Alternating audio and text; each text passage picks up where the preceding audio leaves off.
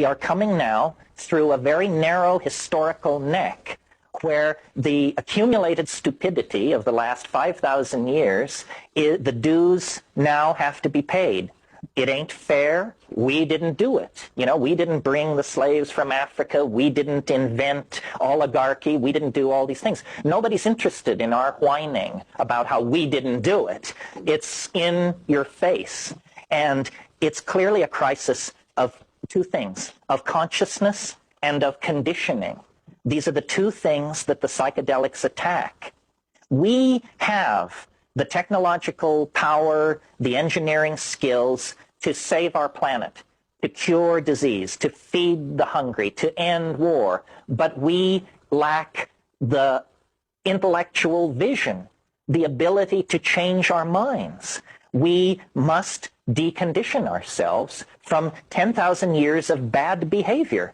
And it's not easy. I mean, imagine, I don't know how many of you have ever confronted the fact that you were addicted to something. And some addictions are really serious. If you've ever been addicted to tobacco or heroin, I'm sure you know what I mean. Well, then imagine a global population addicted to a drug, the use of which is killing us, but we can't, there's no doctor saying you should. There's no rehab clinic to go to when you're a species. We are on an absolutely destructive bender that will end with the death of the earth, the impoverishment of its animal and plant population, and the collapse of our civilization into scarcity unless we can somehow restructure our psychology and get hold of ourselves. And psychedelics are the only thing I've ever seen work on an individual level to do that.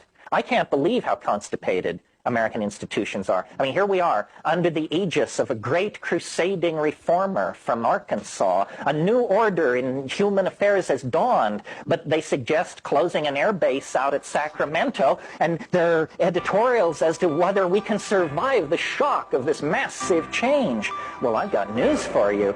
You better do your change-related calisthenics if that was heavy lifting, because what you've got coming at you is something very, very different. We are now in a position to actually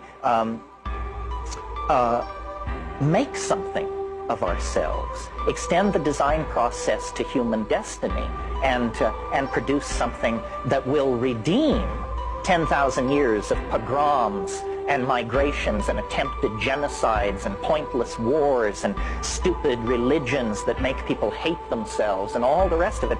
If we're going to redeem that legacy, then we have to do something quite spectacular.